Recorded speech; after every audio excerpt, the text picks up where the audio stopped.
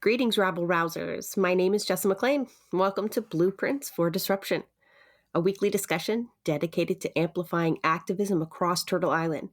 Together, we will examine tactics, explore motivations, and celebrate successes in disrupting the status quo.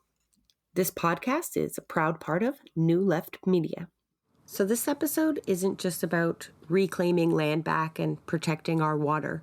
It's about two activists, Layla Staats and Skyler Williams of Six Nations of Grand River, who brave unimaginable forces while processing trauma and trying to take care of their communities. I think you'll be left in awe at their determination and bravery. This was just such a powerful interview for me to do. I'm often frustrated with the left, and that includes myself, for not sometimes acting with the collective sense of urgency and determination that we need to turn things around in time to save our planet, our land, and our water. There's no denying that Indigenous people across Canada and much of the planet are the ones doing the bulk of the work and risking the most to stop this continuous, endless development and extraction. Canadians have long been made aware that the Crown and the Government of Canada have never truly honored the treaties. We know we are on stolen land, but both Layla and Skyler will attest to the impact this has had on their own community. Through this discussion, they help me and, in turn you, hopefully, to understand the current situation at 1492 Landback Lane, the motivations behind both their activism, and just how they can be so courageous in the face of such fierce opposition and police violence. I mean, activism doesn't even begin to describe the level of work being done or the commitment involved here.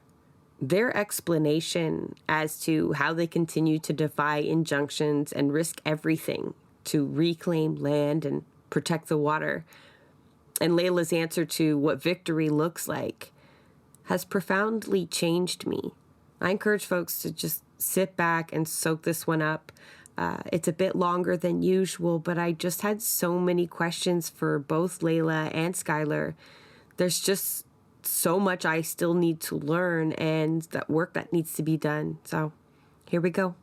Welcome, Skyler and Layla. Thank you so much for joining me today. Please just take a moment. Layla, we're going to start with you. Could you introduce yourself to the audience? Who are you and what do you do? Sego skanagoaga Layla Staats Yongyats anawara niwagi taroden ganyak kehaga niwago wanjoden oswego nidawagino. Hello, my name is Layla Staats. I'm Mohawk Turtle Clan from the Six Nations of the Grand River. And what am I? I wear many hats. I am a filmmaker, currently working on a brand new documentary. I am a water protector. I am a mother. I am a trainer. I'm a singer, musician, all things in expression. And I think it really comes down to a storyteller and sharing really important stories and helping people share their stories. So, yeah. And not to mention, an activist out there putting, my body on the line to protect our land and water. We're going to get into a whole bunch of that as we go through this interview. Skyler, what about you, friend? I'm Skyler Williams, Mohawk from Six Nations, Wolf Clan, born and raised here in Six. What else? I'm an iron worker. I'm a father. The last couple of years has had me a little bit busy with 1492 Landback Lane as the spokesperson for there. And, I don't know. I'm also a Mohawk iron worker, so that's kind of takes up most of my days. So a lot of the work that you talk about doing is with your quote-unquote spare time. Is that right? Well, now it is. And over the last couple of years, though, that was everything that it was every day, all day, 24/7. So it was a long couple of years. You talk about the last couple of years and about 1492 Landback Lane. Let's pretend our listeners know nothing about that. What is going on down where we're talking about in Ontario, where some folks would call around Caledonia? What do you call that area, and what is going on there? We hear buzzwords about it, but I want to hear it right from you, Skyler. Yeah, no, it's so July 19th, 2020, over 2 years ago now. Myself and about 20 others went and occupied an area of land called that was slated for development. It is on the border of our reserve, and is unceded Haudenosaunee territory. And we went there and set up camp. It was we made a fire and put up some of our flags, and we set up camp. The developer then got an injunction. That injunction was served by the OPP. The OPP came in with about 150 OPP officers to arrest 9 people, including myself, the first day. And then the very first day? The first day of the raid, which was August 5th. Sorry, yeah.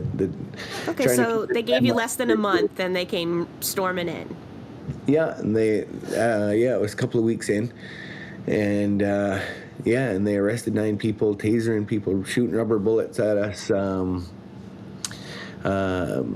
Myself, I got arrested and released that day.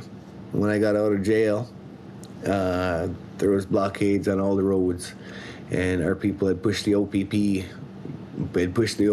back, and there was just, like, I don't know, 1,000 people on the road and in the bush, and like coming from all over the place to come and give aid. And you know what, if it wasn't for all those people, it was absolutely amazing to see all the just the sheer numbers that we had out.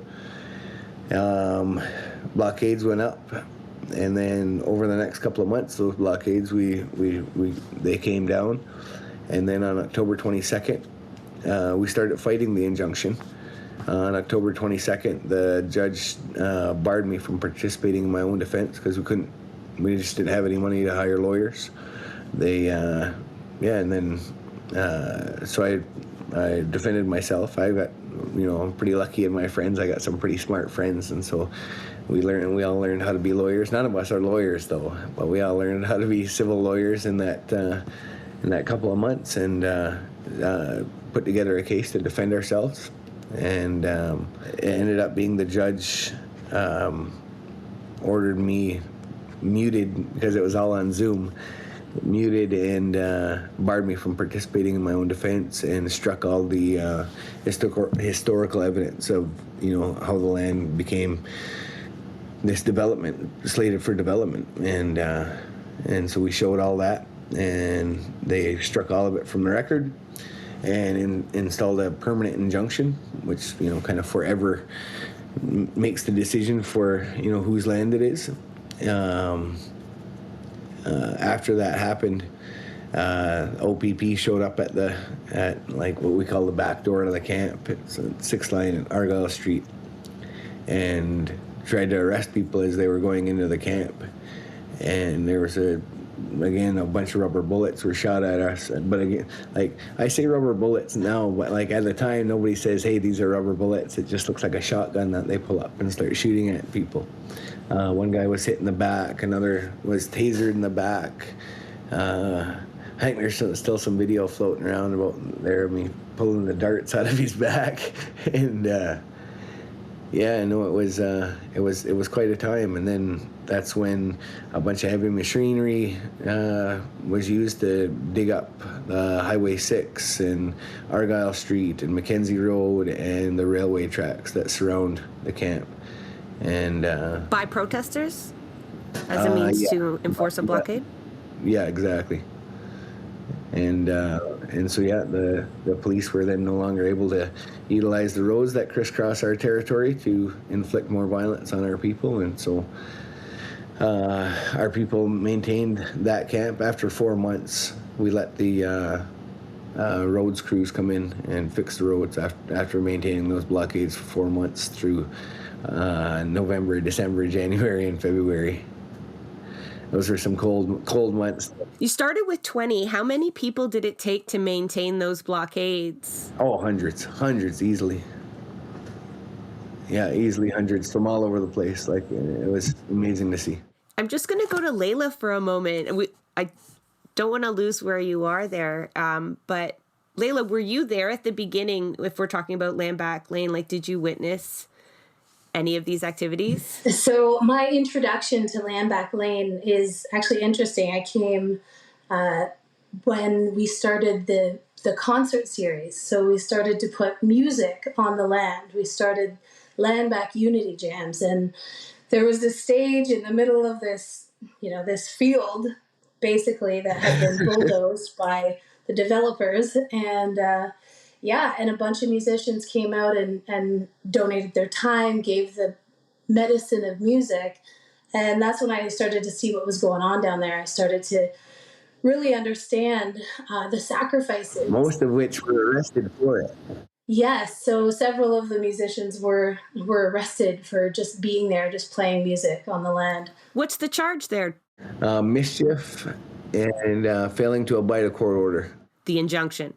Yeah. Sorry to Layla, I'm just wondering what they're rounding you folks up for there for playing music, but all right. And when was this concert series? How far into the... All of those people that got charged there all had their charges dropped, every one of them. And so they just make the charge, lay the charge, and then use that as a means to dissuade people from... Intimidate. Exactly. Does it work?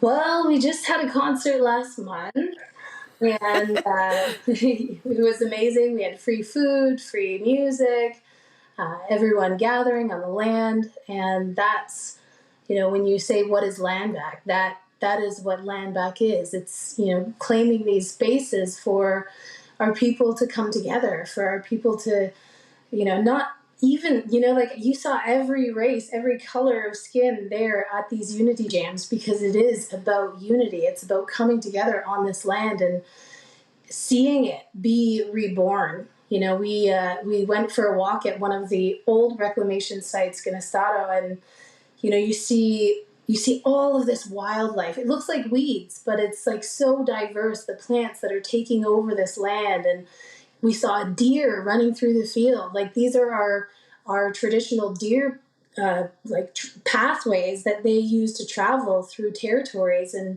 they're coming back, and cornfields that are people have planted, and it's just like this is progress, not what's down the road, those subdivisions of pavement and sidewalks and cookie cutter houses. Like this is what land back is about. So so I've been a part of land back for, I don't know, yes, maybe two years now. And I wasn't there during the raid, that particular raid. I've been through some very violent raids, and understanding what that feels like, not to have a gun shot at you and not know that it's a rubber bullet.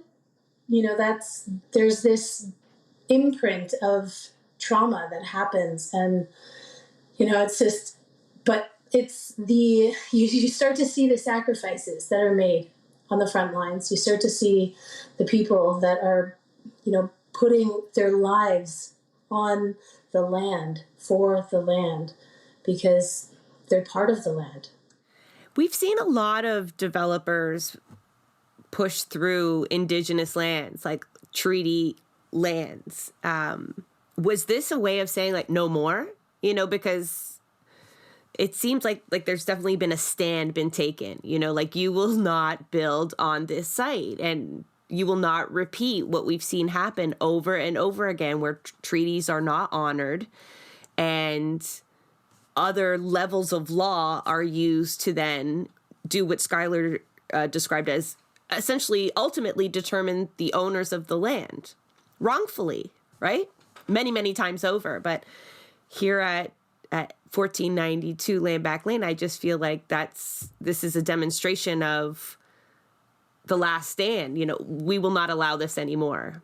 You're willing to now put your bodies on the line, possibly defy the law of Canada, maybe not the law of the land. I heard you talk about that, Layla, how that's a competing definition there. Whose law of what land?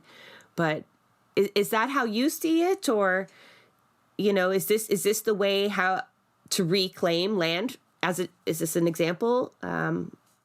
Yeah, well, I mean, like, I think Layla kind of alluded to it a little bit in her last question, was like the idea of progress, and like this, not just covering everything in concrete and asphalt and turn in like what progress looks like. That's not what we look at as progress. Like, you look outside our house, like there's wild bush, like we tap trees, we farm, we like all of the things in our and my neighbor across the road's the same way, and so it's just not how we live on Res, and so when we start making these big calls for missing justice for missing and murdered Indigenous women and girls, all of the residential school survivors that are out there, like all of those people that were essentially calling home.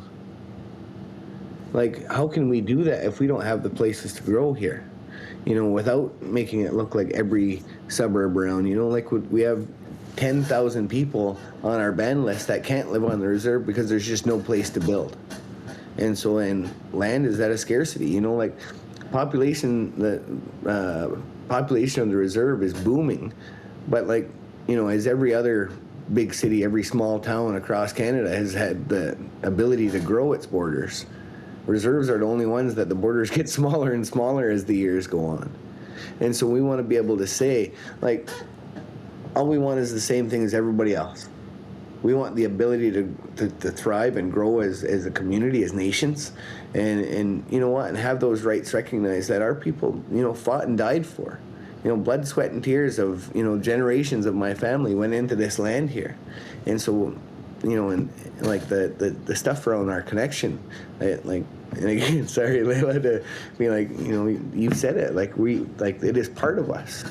It is part of who we are, and like that idea, like like our creation story, like we are made from this clay that we're on, and so like for us, like that connection for us, like, I don't care how many cops they got, how big their jails are, these there's nothing that can sever that tie to the land for us, and certainly like to each other, like when we see our brothers and sisters in other communities, like that is, like, again, that's part of us, when they hurt them, and like that stuff's really, really important, and I think it gets kind of glazed over for people. I also feel like if the actual process worked and it wasn't designed to basically dispossess us of our land and our identity since the beginning of contact, we wouldn't have land claims that are in courts for decades, and we wouldn't have people having to put their bodies on the line.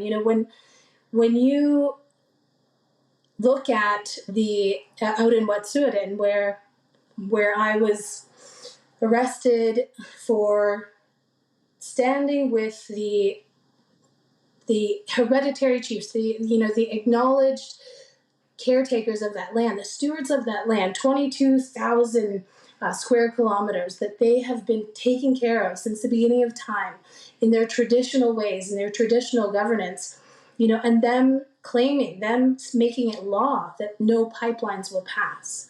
So when you're standing there and you're looking at Canadian law coming down the barrel of a gun, and then you're standing with traditional law of the land that existed long before settlers ever came, long before they even knew that we were here. This is where you get that conflict. You're like, no, I'm going to say no. And I think that was the act of resistance, where it was a moment where your voice, maybe it won't change things in Canadian law, but it's having these ripple effects within the greater community, within, from the ground up. People are waking up. They're realizing that, maybe Canadian law isn't accurately helping to, fix this problem. The act of reconciliation is not being reflected in our courts. But that's the thing, though, is like that ripple reconciliation effect. at the barrel of a gun, though, right?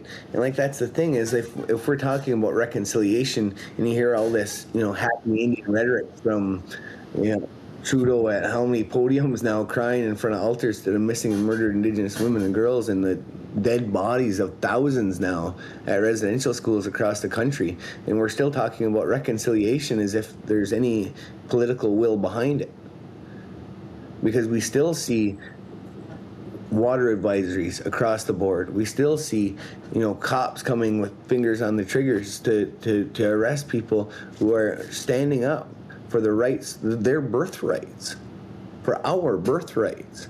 And so for us to have that opportunity to be able to make that stand for our lands like that, it's something that, the police and government's on down. Like it just, whether you're talking provincially, whether that's, out west in BC and the Wet'suwet'en territory, which is driving me insane right now, that, like I'm still in conditions from there that I can't go there. And like, it's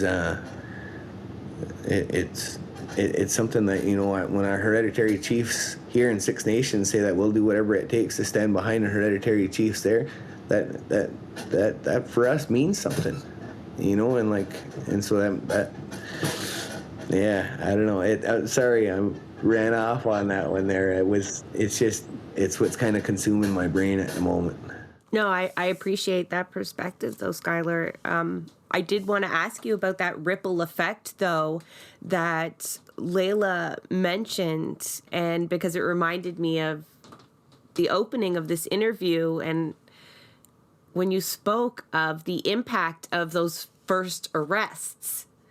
And every subsequent police action you've described has led to an escalation of tactics, a necessary escalation of tactics. But I did want to ask you, I meant to ask you near the beginning, what did it feel like after you got released after the first raid and you came back to, you started with 20 odd people and then you came back to thousands of folks who had rejected those arrests, essentially had been spurred by that police violence and had came in solidarity. Did that make you, I don't want to put words in your mouth, how did that make you feel to see that? Well, it was, about 4 hours I was detained for at the Cayuga detachment. I got out and this woman came up to me and I didn't recognize her. But she stuck this phone in my face and was trying to show me what was on the picture, but I just didn't know who this person was that was sticking this phone in my face, and I was trying to see who it was. And it was a live feed, though, from the site from some news station, and there was fires on the highway, there was fires on the roads, there was, people blocked the train, there was there was lots going on in this short area of time, short window of time. And as soon as I seen the videos, I knew that was really close people to me, brothers and sisters of mine that were still holding the line after myself and the other 8 people got arrested. And so when I got out, I just to the person holding the phone, can you drive? Get me back down there. I need to go now. I need to get there right now. I bet. I bet, just to be amongst them, and to feel that hope again, because getting arrested and facing that violence, I would imagine, was a moment of despair, and anger, and all kinds of emotions, trauma. I get it. But I just beamed hearing you come back to that. And again, in the face of the injunction, we saw concerts and digging up of the roads.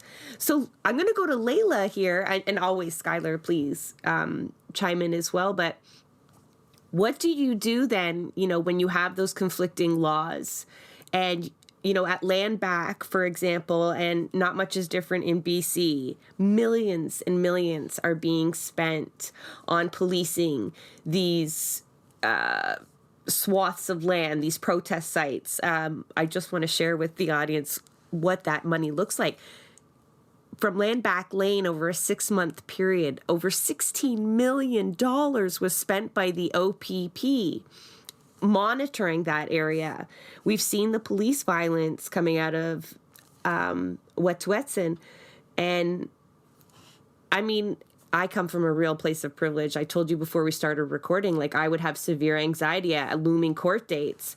But you folks are literally facing off with police officers. You're entering spaces you know will likely result in your arrest. And I'm trying to find, like, how do you find that courage? And it angers me. I just want to make a note. Like, it angers me so much that this has to be done in order to honor the treaties at the very least. But not everybody does this, right? Not everybody goes to this length to protect the water and the land or their community. Like, even if it is a matter of survival, like you described, like 10,000 people can't go on the land that are part of the band, or the river is being drilled and maybe poisoned irretrievably. But still, not everybody does what you guys do. So what you folks do. Where do you find that courage, Layla? I would be a wreck. Honestly, it comes back to that connection. When you understand that the water is alive, the water can actually hear you, the water feels your emotions. It's like scientifically proven now that the water feels emotion, feels words we say to it. It changes its composition when we give it different energy. It's alive. The trees are alive. The earth is alive. It is part of our family. It is our relative. So if it was your mother that was being ripped open, raped and pillaged and destroyed and poisoned, what would you do? You would defend her. So if it was my brother being in threat of death, I would put all of myself on the line. So when you start to see it as a living entity, you start to see how the connection that we can't exist without that connection. We don't exist without that connection. Unfortunately, in our society, we've disconnected so much that it seems like a fairy tale. It seems like, like talking to trees, talking to water, you're made of the land. Like these sound like, that's just, we don't have time for that in today's society. And that's what's wrong. That's why we're on this crash course that we're on, that we can't stop, because we've lost that relationship. So when you're standing up for your relative, when you're standing up for the next generations coming down the line, and you look that far ahead, have you looked that far ahead at what happens when it all comes crashing down? When we run out of oil, when we run out of water, when we run out of food, have you looked that far ahead? This is where you have to tap into that connection, that understanding. This is where the ways of Indigenous people need to be honored and respected and truly put to the forefront, instead of being an afterthought as we develop, as we progress. And that's why this idea of, consultation, or having someone Indigenous running these developments and understanding where pipelines can and cannot go. Many of us will never drink from a clean river. It's just impossible. But yet there are clean rivers that we can still protect. And so when you see that, and you see them poisoned, you see 10,000 dead salmon, and you see people mourning the death of the land, the death of the water, the death of their real tears, like their family has died. You understand that going against police, dogs, machine guns, military SWAT teams, this is what we have to do. This is what has been, it's a state of emergency, really. We are in a state of emergency. And it's not just an Indigenous issue. We have to protect all of the land. We all must understand that we are part of land back. We have to take land back, in our relationship to the land back. Your responsibility to the land back. not just support Indigenous fights for land back, but feel it, live it, embody it, understand it, be connected to the land that you're fighting for. I feel like as an urban settler, like I don't have that relationship to land, and it's not part of our upbringing. And especially when you're surrounded by concrete, it's hard to look ahead like that, Layla, and to see what the outcome will be, even when people tell us over and over, because we don't live it, right? We don't really live those poison waters as settlers. Sorry, let me jump in on that one, Jessa.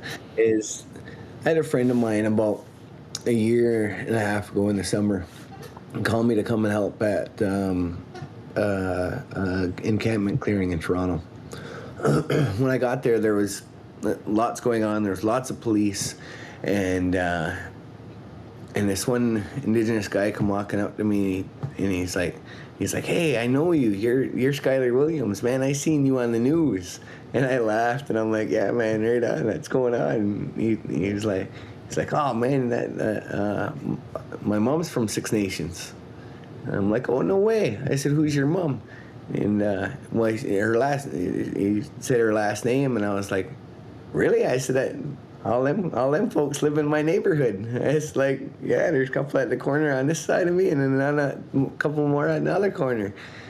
And he was like, "Oh, no way." And I said, like, what the heck are you doing in Toronto? And he's like, "Well, I live in this encampment here."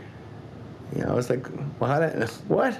And he was like, "My mom was in residential school at the Mush Hole, and when she got out of the Mush Hole, she went to Mississauga. She had a job there, and she met my dad, and both of them were just fall down drunks. And so I ran away from home when I was 15, and just got caught up in the street life, and I've been here for the last 20 years."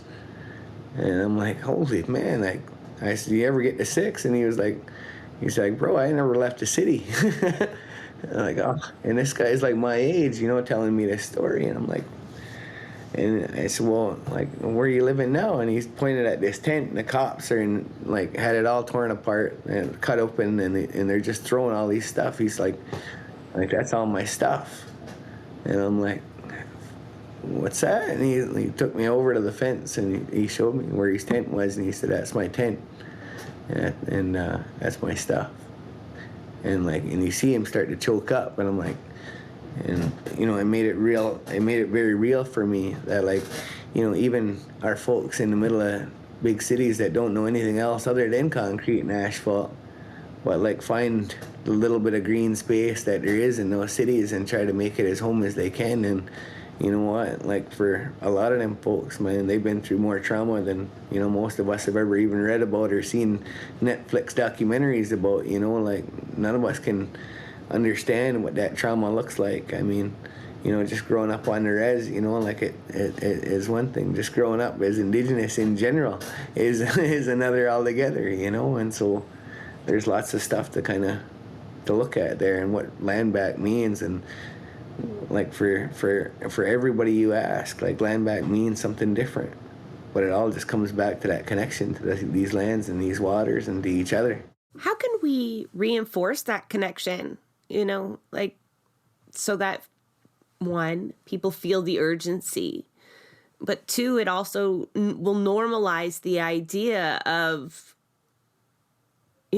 honoring the treaties and respecting Indigenous rights. And because right now it feels like it doesn't feel like Indigenous people are doing all the heavy lifting here in terms of the environmental movement. It's not to say settlers aren't participating, but not to this extent, right? Not to this level of risk, and not with this level of urgency either. I saw something neat on your Facebook page. I've been creeping the both of you, all right? So I've drawn some stuff from what you've shared. And two things. I saw a children's program that was just all about land relationship. And I also saw a retreat of healthcare workers where they were being introduced to, Indigenous ways of life, so to speak. I mean, that's a really broad. What can you tell me more about that kind of work and how that ties into land back? Yeah, well, I mean, one of the things that I have been, kind of making a point of is the idea of land acknowledgement. And, we have these land acknowledgements that all of these big corporations, these organizations, are these schools, like everyone, every gathering now has a land acknowledgement. But it is simply acknowledging that these injustices happened without the idea of actually land action and land back in the statement. And so for me, this land acknowledgement, it almost feels like offensive now that they keep saying it's our land, but there's no progress or a movement forward. So I've been encouraging some of the schools that I've been working with to rewrite and reclaim their land acknowledgement, to be action based, to be using that voice, using that moment to inspire change and understanding. I think that when we bring people back to the land, when those healthcare workers came, I told them to first go talk to a tree. She's like, I felt silly. I felt stupid. They're talking to a tree.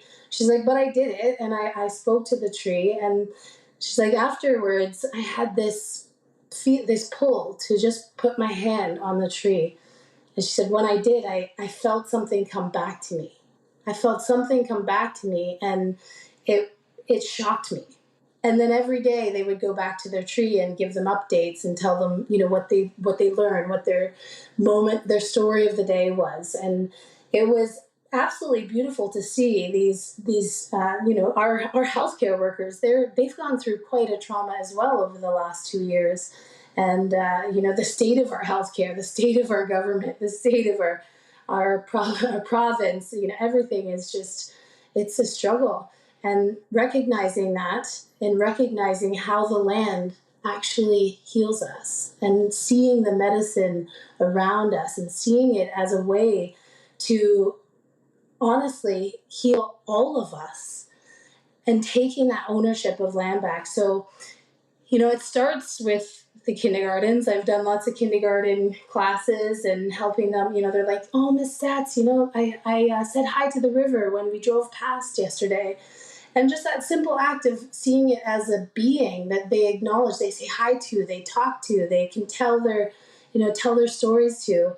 That is a change that we never got as kids. Like I didn't grow up in the longhouse. I didn't grow up in the teachings because of residential schools, because that was taken from me. That was stolen from me. I had to reclaim it. I had to find it for myself. I had to go on this journey to seek it and know it. But now that I do, I'm like, why didn't we learn this when we were in kindergarten?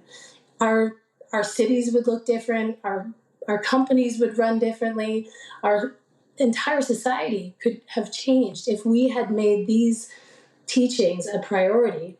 And then when I talk to people like healthcare workers or teachers, I'm like, we all kind of need to reprogram our kindergarten brain. We all need to go back to that basic understanding that we are all connected, that we all impact each other, and everything we do impacts the generations to come of all of this land. And also that the medicine is all around us, and we're killing it at the cost of, ignorance, basically just claiming, well, I didn't know that the pipeline was going there, or I didn't know that oil was going to spill in the water.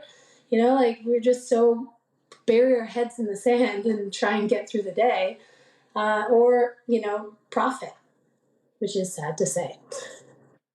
You talk about the children, and I'm just thinking my own experience and how Earth Day passes, right? And the kids talk about the planet, but it's still from this really kind of removed perspective. I don't know if that's and I so wish that land relationship that you talk about being so critical would be part of the kindergarten curriculum and so on. I know I'm in York Region here in Ontario, and they do offer Indigenous language classes. So there is like some incremental progress being made, but I feel like that's just such a huge part missing from especially settler culture. And it can't just be like Layla going and visiting kindergarten classes randomly. Like, it has to be something that's structured there. So I went to school on reserve, and every single morning we opened every single day with our opening address, the Ganohenyo. And what that prayer talks about, it's not a prayer, it's just an acknowledgement of gratitude being shown for everything. And it starts with our mother, the earth, and the waters, and everything from the ground, everything, the fish, the grasses, the herbs, the medicines, everything, all the way up the food chain to the animals, the trees, the wind, and our protectors, and like the thunders, everything we give thanks for. And that is what we start every single day with. And I guess and it's funny, just as you were talking, I was like, that actually does happen in our reserve schools. And so that's it.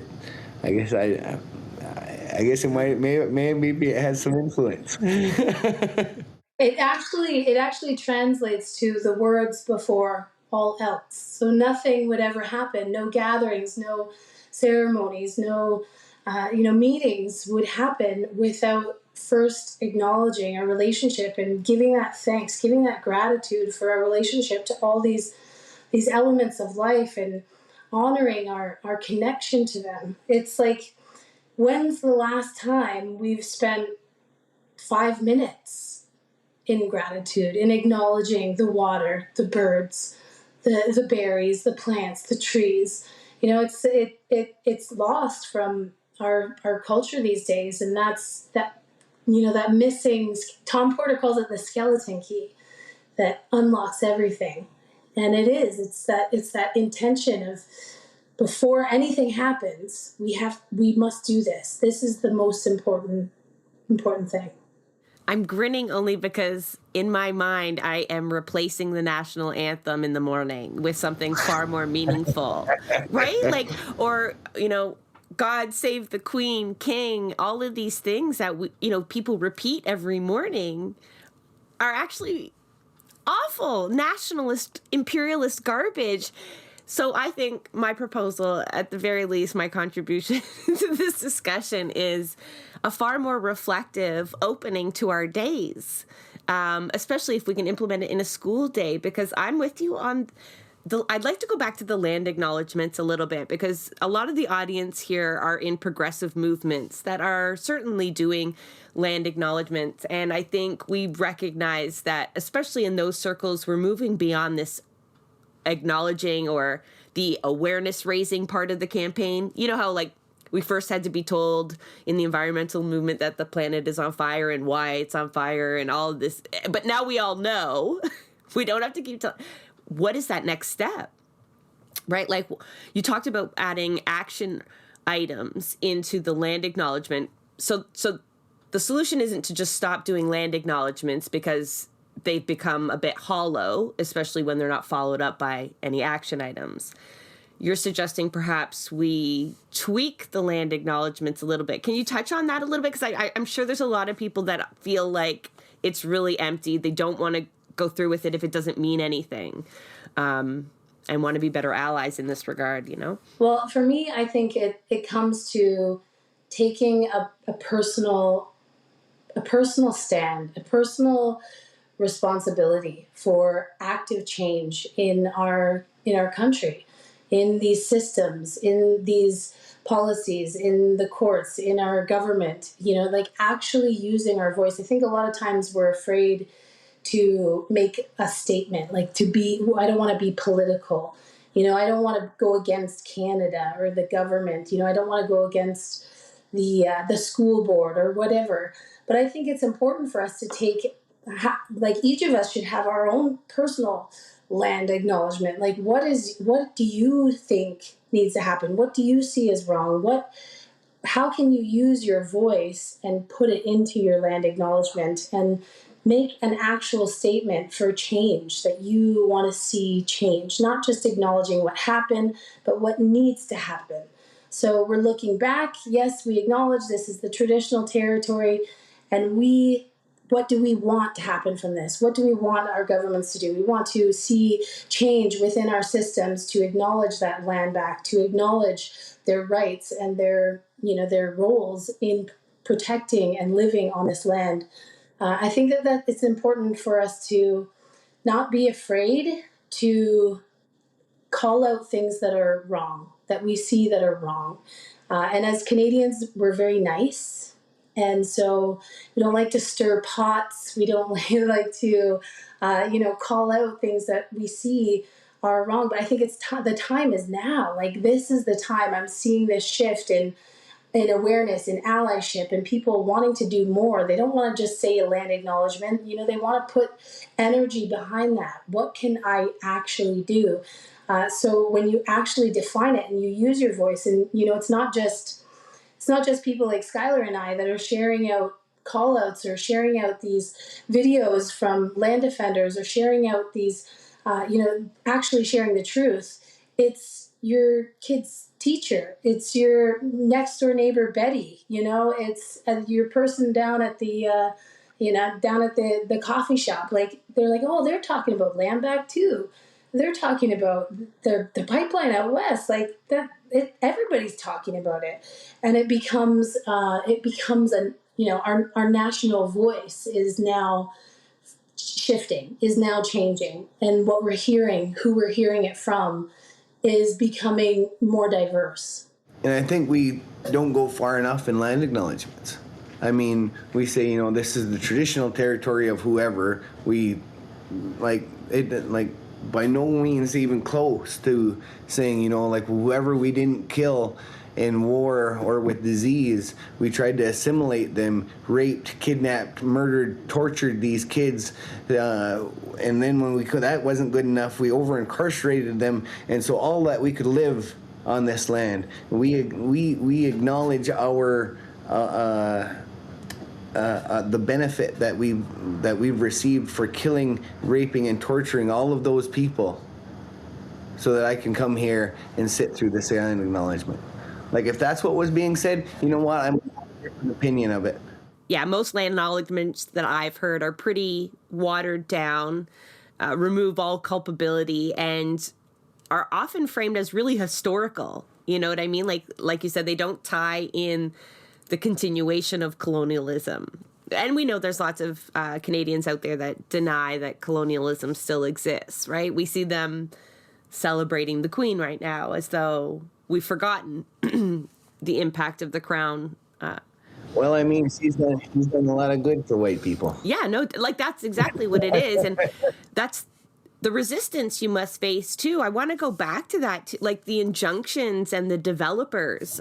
We did an episode on developer money in municipal politics and in politics in general. So the folks that are trying to pave over that land have friends in high places, right, Skyler? You must know this. Oh, yeah, no, for sure. What's it like going up against that capital? No, for sure. When you see, Doug Ford taking the stage to call us terrorists, and like, that is an absolutely ridiculous statement from, not just some politician in backwoods Ontario. This is the premier of the province that is calling us terrorists. And this for defending what our my forefathers died for. And so like, this is the legacy of reconciliation in this country. Like, when it is ridiculous to me that there's so many politicians out there that are still talking about reconciliation as if it's something that's happening. We still see our people over incarcerated beyond belief, part of the justice system in some way, shape, or form, from 12-year-olds on up. In the missing and murdered Indigenous women and girls stuff, the stats for everything, like, you can't argue with. and the traumas that our communities have had to go through. And when we're talking about injunctions and this stuff, like one of the kind of the key points of our argument was like Canada and Ontario, the police, the Brits before it was Canada, like have all aided in dividing up our community, in making these big divisions that have happened. And so that's why you see these big fights between hereditary councils and the elected band councils. Because these elected systems were enforced on our communities. Either you do this or you have no voice whatsoever and you just become a Canadian. And so that's what our communities accepted. And so, but only very small portions of those communities, like here in Six Nations, our last voter turnout was 4.2%. 1,200 voters came out to vote out of the 27,000 possible voters. And so, like, it is an absolutely ridiculous thing that we continue to try and, talk about consultation or reconciliation. And so our community, like, has said, like, you can't just go to one group in our community. Like, you've created this bureaucratic nightmare. Like, trust me, I'm not going to argue with anybody that absolutely doing any kind of, land dealing stuff in our communities is a bureaucratic nightmare. It absolutely is. I won't argue that against anybody. But that's not because of our doing. That's because of, years, like generations of people have been utilized in different ways by, Indian agents and governments, whether that be federally or provincially or municipally, like all of these things. And so now these developers are taking advantage of those divisions that they've created. And so one of our key arguments was, no longer can you just go to like, because that's the thing, our communities, we're not rich communities. And Six Nations, like, we are really well off in terms of Indigenous communities, worldwide. But we have a good economy here, I mean. But our land just keeps getting smaller and smaller. And so, it's really frustrating to sit in court and hear these, that happy Indian rhetoric from politicians, and you see it in court and there's no action behind all of these words from all of these politicians. You even post a picture of a land acknowledgement plaque, declaring the land you're on as Haudenosaunee lands. Is that not right? At the courthouse that keeps upholding these damn injunctions. So, who's really calling the shot? Well, a lot of our listeners will know, capital people, like developers, end up calling a lot of the shots. Treaties be damned. They find the paths that work for them. And Layla, I've heard you talk too about that, and we touched on it a little bit, that which path do you take? When we go land claims way, they get bogged down. They're usually only initiated or progress if there are resources to be extracted, right? Otherwise, they just sit there. Has the time come to escalate tactics even more to be able to secure and protect the land that's left? And, Well, I won't I won't tell anyone else what to do, but I feel like we have to decide that within ourselves and look to the future, we look at, like Skyler, I remember something he said to me once, and, we have so much trauma, layers of trauma that are just beginning to be understood from years of this attempt at genocide, this, just to infiltrate and to assimilate us, basically, beat the Indian out of us and to erase our identity, to disconnect us from our land, to take us away from our families, our teachings, our language, it's crazy. I just went to Grassy Narrows, which is a community up north that has been poisoned by mercury. And to hear the youth talk of, attempting suicide, and knowing so many people that have died, so many people that have attempted suicide, it is shocking to grow up in a life like that. It changes you. And, most of us are very privileged that we don't live that life. We don't deal with those traumas. And, so now understanding that there is these traumas, there is this underlying, issues, this constant, discrimination and theft of land and culture identity that Indigenous people carry. So there has to be, when we talk about reconciliation, there has to be understanding of that. Like we talk about the court systems, we talk about some of these new. What was the policy that you argued in your court case for the Planning Act and the Places to Grow Act? No, it was the GLADU. It was the GLADU where we take into consideration, these traumas that Indigenous people have faced, why they feel that they can't use the courts to get their own injunction, why they feel, they already have a resistance to police and already have these traumas, and understanding that. So I think, in going against the big guys, there's this hope that there's going to be change. There's this hope that there's going to be understanding of this new awareness that has been brought on by our, their final admitting of residential schools and traumas. But when you go there and you look them in the eye and I've spoken to many politicians and, was asked to, at the political debate for the provincial candidates, to ask what they were going to do to make sure Indigenous communities had clean water. And they gave, their political answer, and, they sounded good. But the one that won, Doug Ford, didn't even show up. So there's zero accountability to the people. And I think that's what we must take back as the people, not just Indigenous people, but as all people, as Canadians, take back that accountability to honor not only treaties, but honor the injustices and the constant traumas that have been inflicted on Indigenous people, and actually demanding change. Actually, and if it's not going to happen in a court, then you get on the picket line, you get out there, you support them, you show up, you bring food, you make a donation, you share it on your social media, whatever you can. You are taking active steps to be part of that voice that is saying, no, we demand more. I don't know. It almost feels impossible sometimes, it's like, did it matter that we said no on that bridge for that river? The drill is still going up, the money's still being made, the deals are still being signed, did it matter? Did we actually change anything? But then you see those It will matter. those acts of resistance, those acts of strength and solidarity, and they grow like a fire.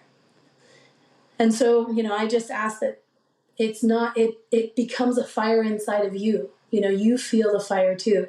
It's not just fanning the fire, it's not just pushing the fire, but you're part of it. You feel it burning, and you just have to take action. And I think that's something that kind of gets lost on people, though. It's like, because the left, nobody beats up the left like the left does. Oh, I do a good job of it myself. And so, and that's what I'm saying. Right? And so, but what it ends up doing is it creates this scar tissue there.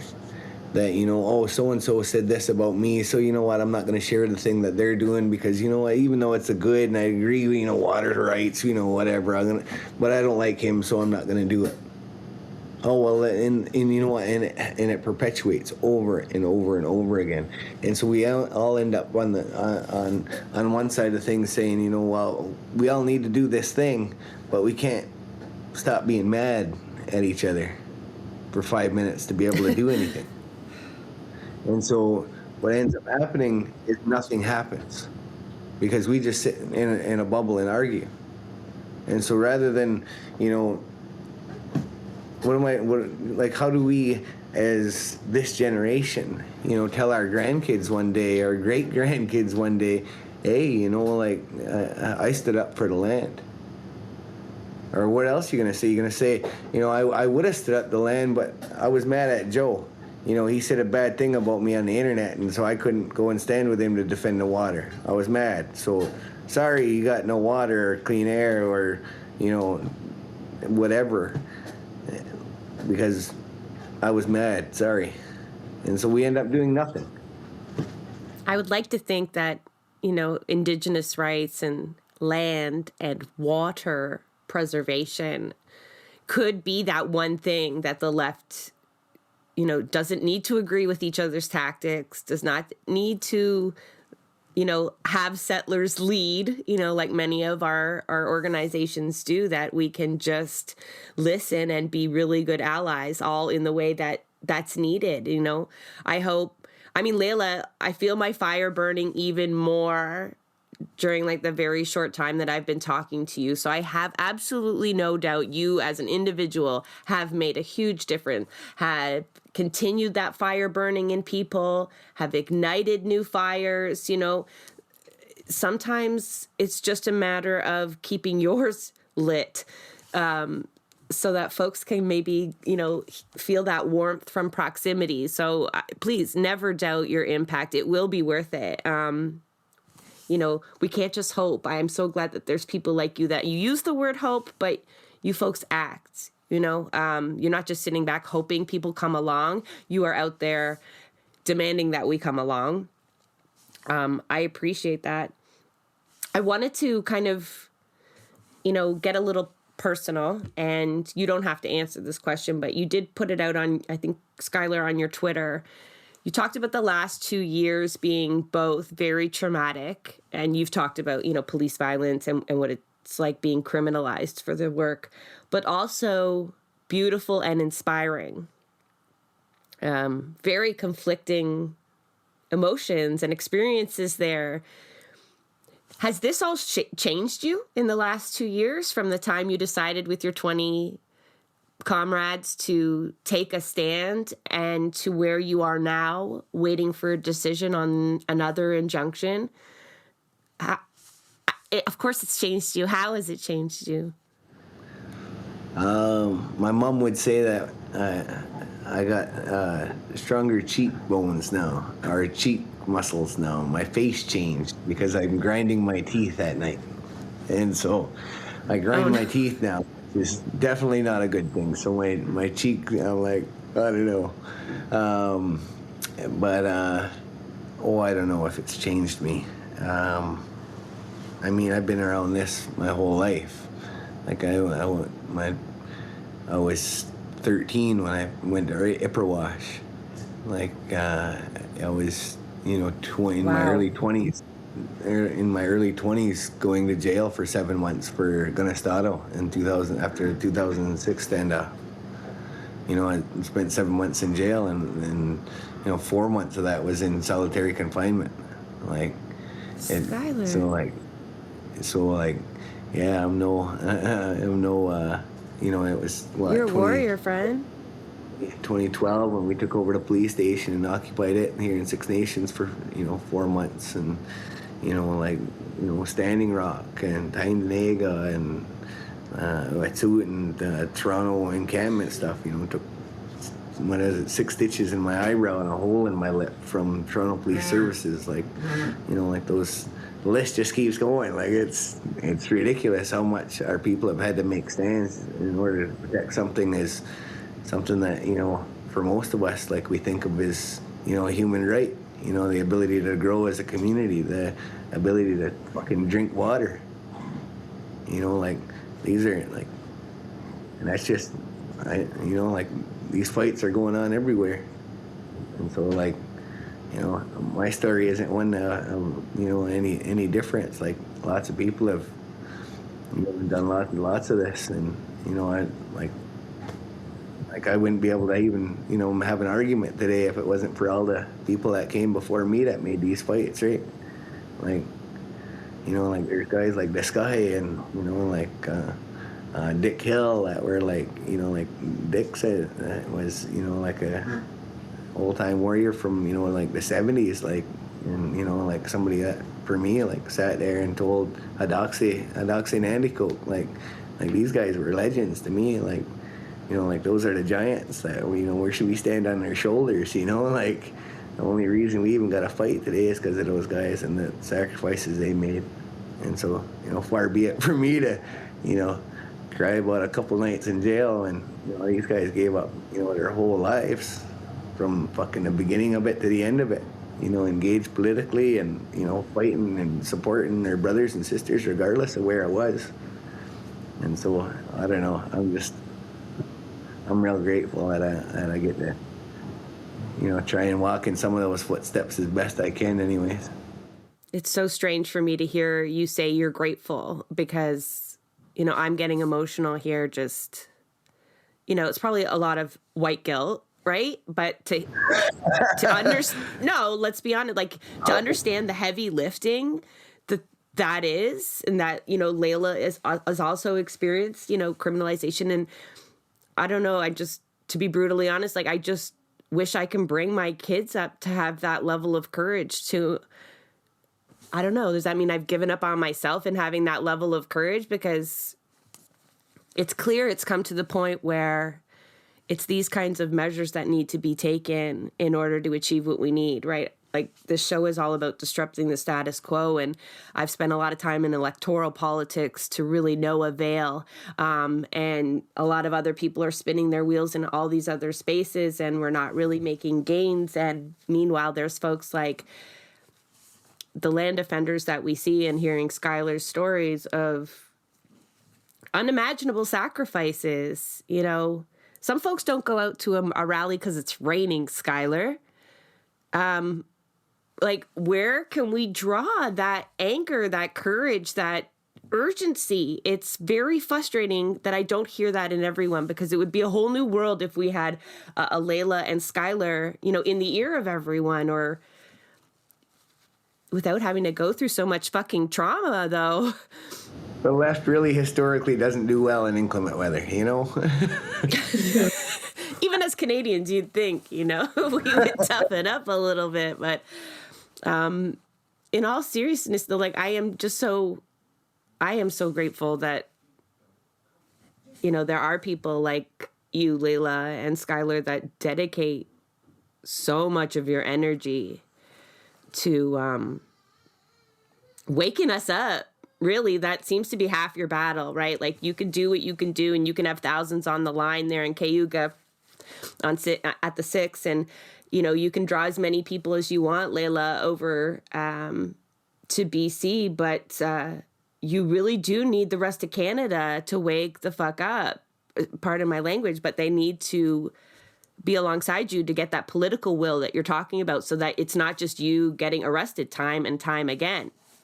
That's great. That escalates it, but that shouldn't be it. You know, if you had 10 times the number standing with you, I mean, they wouldn't, right? They wouldn't raid you. You wouldn't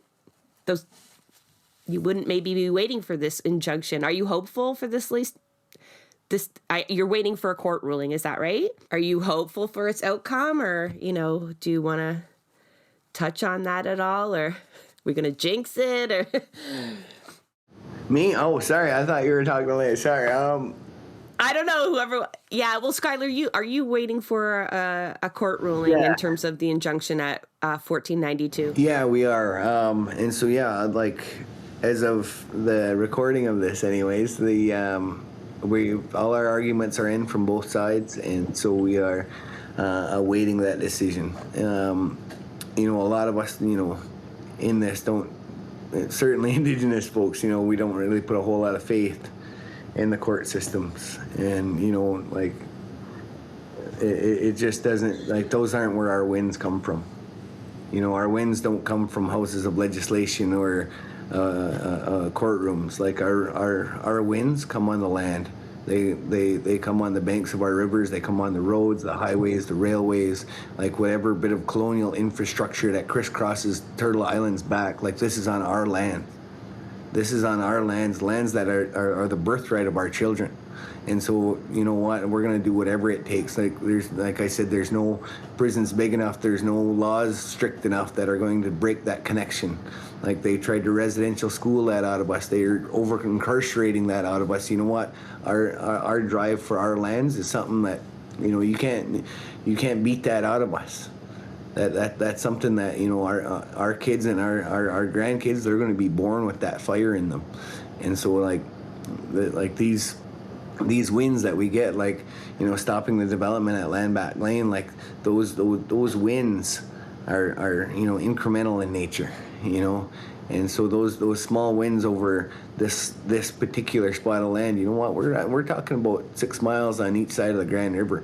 You know, our people have been fighting for land back since contact, and like, it's like we're trying to have these opportunities to drive forward where we can pull allies in to say, you know what, this is your government that is continuing this you know, centuries old song and dance, and they're painting it with this new pretty picture of, you know, Indigenous Canada or Native Canadians or whatever.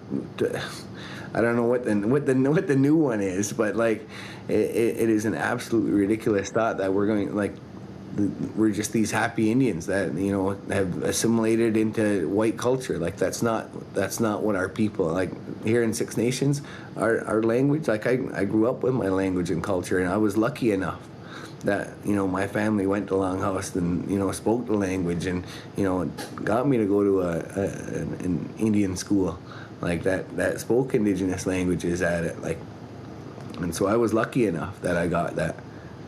Layla, if you're still there, Skyler talks about wins. You know, what does victory look like to you? For me, it looked like, you know, when we drove up that 2006 reclamation site, that land back site from 2006, and it had just been 15 years, you know, that had been left alone. And to see it coming back, to see the earth healing itself from this, you know, clear-cut development that was threatening there, I was like, this is what it looks like when you win. You know, it's not giant apartment buildings and, you know, department stores and fast food restaurants. This is it right here. And so, you know, seeing all of us appreciate that and see that as winning, that's the big win. You use that word a lot, you know, reclaiming, reclamation. It's part of the title of your documentary, Blood and Water, you know, a reclamation story. I love that you describe that as a win. I'm just trying to sit with that, because it made me think of actually the most effective land acknowledgement I have sat through was where someone asked us to close our eyes and picture the land as it was thousands of years ago, you know, the very land you were actually on, and how it was lived upon and what had happened to it slowly over time. But to first really absorb yourself, like, hear the water, smell that clean air, imagine the animals that would have lived where you lived, right? This is an activity mostly for people that don't see the land in the way that you saw it there. And I found that very powerful, because it did start to eat away at that need to build a relationship with the land. Not so much the treaties, right, but the actual land, because it all goes so much farther than those treaties, or should, right? But I just absolutely love the way you described that. One of the stories from out west was, you know, the very first day that Layla's brother Logan and I had went there first, and I'd spent a couple of weeks. And the very first day we got there, a friend of ours drove us up to this river, and she goes, well, this is it. This is what we're fighting for. And so we got out to have a look at this river, and crystal clear. And I remember walking up to it and saying, like, so can I drink this water? And she kind of had this, like, weird look on her face, like I asked a really stupid question. And she's like, of course you can drink it. Why wouldn't you be able to drink it? And I'm like, I started to laugh, and I'm like, I'm sorry, but our river at home. You sounded like such a city kid, right? you can't drink the water I got at home. Like, our river's like nasty. And then just as I turn back around, this salmon come out of the water the size of my leg, and I'm like, all right, like, no, we don't have that. Like, if you go fishing in our river, you're more likely to catch a shopping cart from No Frills or a 1978 BMX bike than a salmon. You Like, shouldn't be and so laughing at that. it's like, and she was like, no, go ahead, take a drink. And like, I put my hands together underneath this water and took a drink from my hands, and it's just this weird, like, it immediately connects you. Like, it is like this liberating, like, I don't know, like, freeing moment of like just being able to, like, this is what it's supposed to be like.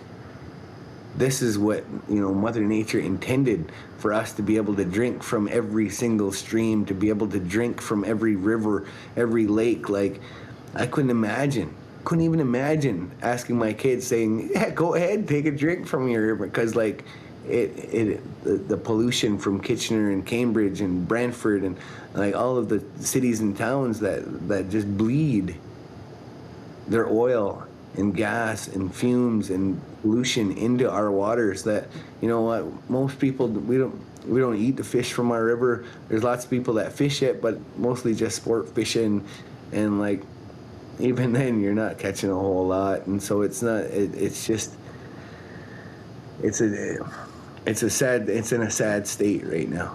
You put that water like to your lips, and it's like electric. It was like tingled, like you could feel that it was alive. You could feel the life inside Absolutely. of it. And like Skyler said, it was like, this is what water is supposed to be like. This is it. This is how it was intended from, thousands of years ago. This water hasn't been touched, and here we are wanting to put oil through it. Like, just makes no sense. It's like something changed in me when I drank from that river, and I realized that I want my kids to be able to drink from a river. I want them to be able to taste that.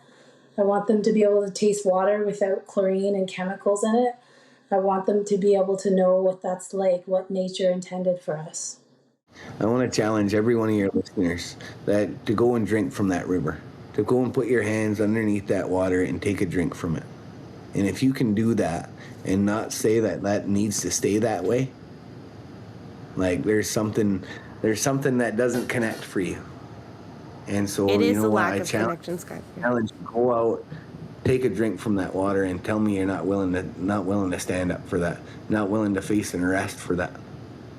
Because these people that are giving every bit of their life to that river up there right now, and people are needed more than ever. And so, like, get them to access, and into access, like, get folks there, get listening, get in on what's going on, and like, for people that aren't able to drop everything and go up there and into the bush, because it's in the bush. It is a long way from anything that looks like concrete and asphalt. And and if you can't, break open that pocketbook, because like I said, it's way up north. It is expensive as all get out to get stuff up there. And if those two things aren't in the cards for you, then there's lots of actions that are going on and are going to continue to go on across Canada.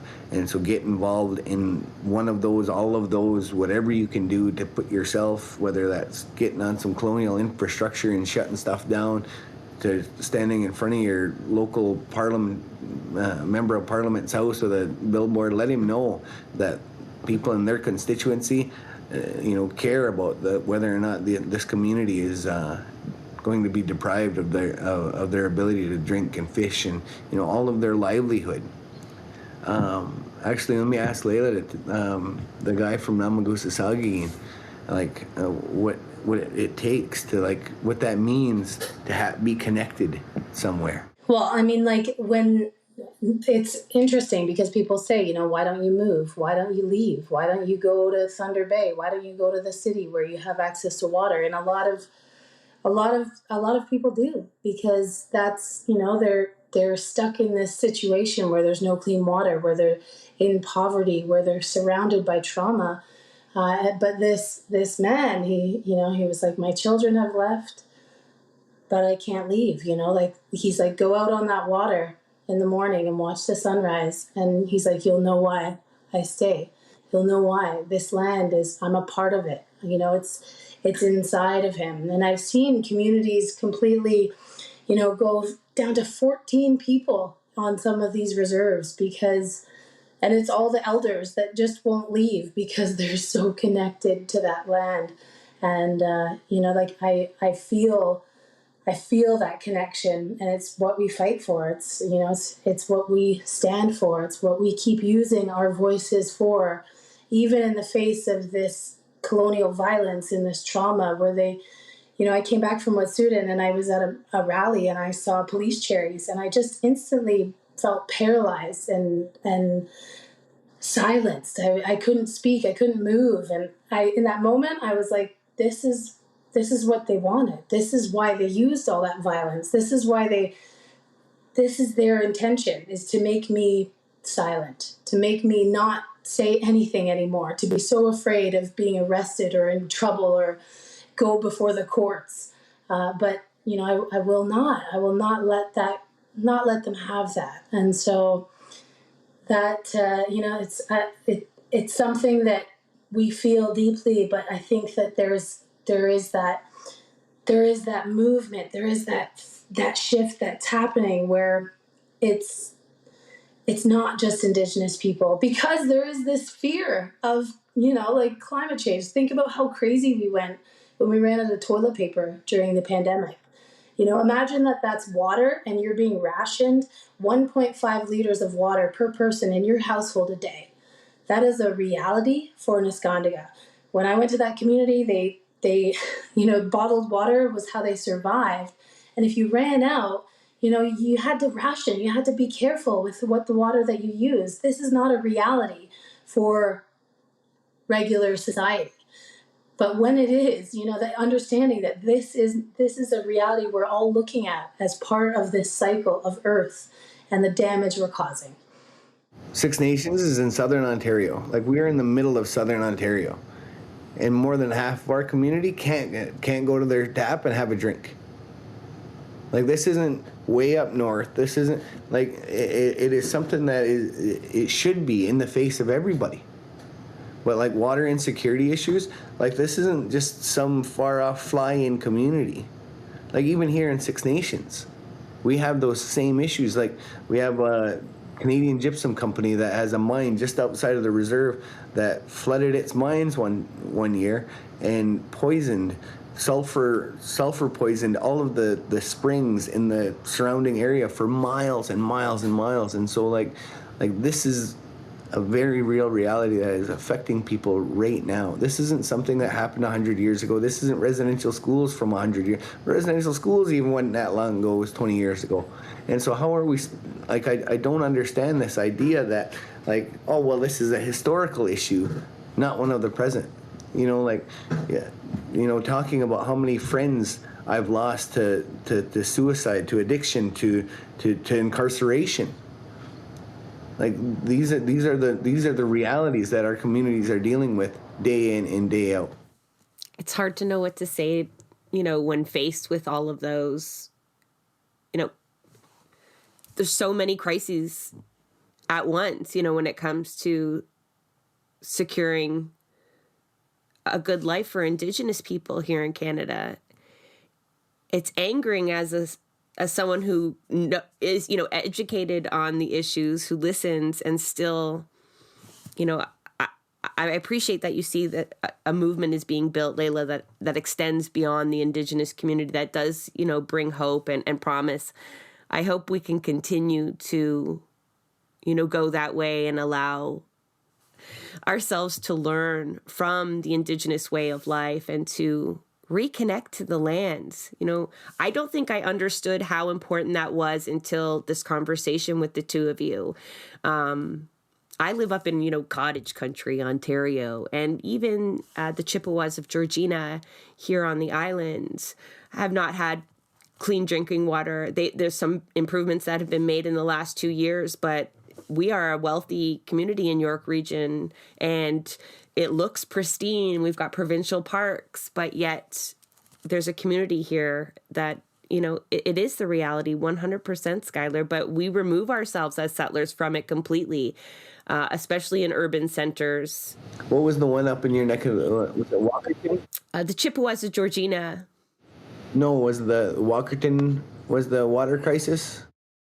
No, it's just that a whole bunch of municipalities now. You remember when the Walkerton water crisis happened? Oh, I do. Like it was, yes, I do. I'm old enough. And so, like, people went to jail over that. Like, there was a big inquiry. Like, there was like this massive inquiry that happened. This same thing. Like, they were on a water advisory for a week. People went to jail. People and that was just from a couple dozen people getting sick. We're talking about thousands of people with like major health issues resulting from them drinking the water, swimming in the water, eating the fish out of the water. That they nobody's going to jail over this. Nobody's getting fined or charged or made to clean up the mess that they left. It is an absolutely ridiculous thought that this is 2022 and we are having these conversations still. Are you hopeful, Skyler? After that rant, are you questionable on my hope? Well, it is an uphill battle, friend, and you've faced a lot of trauma. I do wonder what keeps you going. Like, you must be somewhat hopeful, or else you would stop fighting, I imagine. But you are absolutely and it's, right. it's no judgment, my friend. I can't imagine being in your shoes. I don't take any offense to it. But no, you know what? Like when we talk about land back, that idea of an invitation, the idea that we are inviting all of those brothers and sisters home that have been stolen from our nations.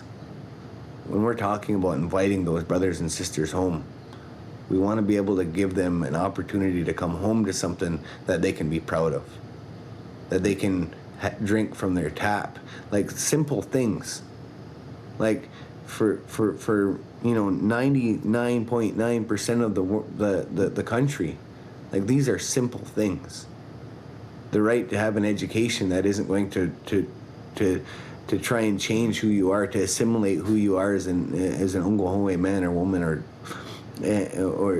or to be able to not be afraid to be arrested, to see those brothers and sisters get released from custody that are still in custody, to have our communities start to rebuild. Because all of these social issues that come from colonization, like whether you're talking about alcoholism and drug addiction stuff, mental health issues, our numbers in the child protection, and so all of those issues are all coming from this idea that we are disconnected from family. And so when we can't have, my brother's looking to build a house, he can't build here on the reserve, so he has to go off the reserve. Now he's 20 miles from his family, 20 miles from everything that he knows that will keep him accountable to his family. And so then being an alcoholic is not such a big deal. Being a drug addict isn't a big deal. Being a criminal isn't such a big deal. All of those things, those social things, the fabric of family is something that starts to get stripped away from people. And so then that's when you see all of those social issues start to come up. And so when we say, we want land back, we want to be able to invite those brothers and sisters home. We want to say, you come home. Like, this is where your family is. This is let's help you to build something so that you can have something of your own. Because you know what? That is your birthright. As a Six Nations man or woman, that is your birthright to be able to live here on the Grand River. Like, this river is as much theirs as it is mine, as it is anybody else that has been stolen from our community. And so we want to be able to say, come home, let's give some space so that can happen. it seems astonishing that such simple requests are met with such resistance. Like I try to think of what your ancestors, what Indigenous people who were here before contact would think at the battles that their generations after would have to fight for something as simple as clean drinking water. I think that gets me emotional, because I don't think you picture your children or grandchildren having to have those kinds of battles when you're looking at the land as it was. But we're not in that space anymore. And yeah. Skyler and Layla, I will make sure when we end, for the listeners as well, to check the show notes, because we'll include as many resources as we can in there, into the work that Skyler and Layla are doing, but also into some of the issues that were brought up during the episode, just to kind of reinforce, so folks can keep learning beyond this episode. But I normally record for an hour, but I feel like I could be here all night. I have so much to learn. But let's call it a wrap. But before we do, is there anything else, Layla, and Skyler, that you want to share with folks that I have not asked you, or you've not had an opportunity? I know we didn't really get to talk about your documentary much, Layla. So, no, I think we've said a lot for everyone to kind of digest and process, and just think about your own personal opinions. How do you feel? What do you think? And stand strong in those beliefs. And for me, I'm just grateful that you and your listeners are interested in what me and Layla have to say, and whatever we can do to help. Oh, and I hear a kitty cat in the background there. I'm like, oh, I hear a kitten. And but yeah, I'm just real grateful. I'm really, really grateful that you and your listeners gave us some time to be able to explain just what it is, some of the issues that are going on in Indigenous Canada right now. If the very least some of us can give you, Skyler, is an hour and a half of our time, that would be great. We're going to ask more from our audience. So we'll be sure to include some action items in those show notes as well. And we'll share it as much as possible, friend. I'm incredibly grateful for you sharing your knowledge with me, and in turn with anybody listening. And I'm more incredibly grateful for the heavy lifting that you and your comrades do to protect our land and our water. I can't explain why more people are not invested in this fight, and I wish that wasn't the case, but hopefully we can eat away at that loss of connection to the land that I think is kind of rooted in the lack of urgency around some of these issues. But so incredibly grateful for your time, and I feel a lot more empowered to take this message further. So much appreciated. Miigwech. Thanks. Right on. Yeah, good night, guys. As I promised, Layla and Skyler, there will be a bunch of resources linked to this episode. You can check the show notes. Please take time to keep this discussion going, to keep decolonizing our spaces and our minds. My takeaways from this were quite personal and emotional. I'm not sure I can adequately recap them here. I'll try. Courage comes to mind, and necessity. When Skyler mentioned the 10,000 band members that couldn't fit on the land provided, and Layla spoke of the earth as a family member needing defending, I think a fire started burning inside of me. I hope it was the same for you. I mean, we have to ask ourselves, what will it take to get more people to defend the irreplaceable? What will it take for settlers to fully understand the weight of our responsibilities in this fight? And when will we demand real reconciliation? And what does that look like? We couldn't explore all of that in this episode, but that doesn't mean we're not going to. I want to remind folks of Layla's vision of victory, reclaimed land where the water is drinkable. And both of them are willing to do whatever it takes to do that. So please support them however you can. Thank you again to Skyler and to Layla for sharing their experiences and for their tireless work. Miigwech. Like in all things that we do, there is a team behind Blueprints of Disruption. I want to give a big thank you to our producers, Santiago, Hello Quintero, and Jay Woodruff. Our show is also made possible by the support of our listeners. So if you appreciate our content and would like to become a patron, please visit us at www.patreon.com/BP of Disruption. So if you know of any work that should be amplified or want to provide feedback of our show, please reach out to us on Twitter at BP of Disruption. Blueprints of Disruption is a project of New Left Media, an independent employee-owned company.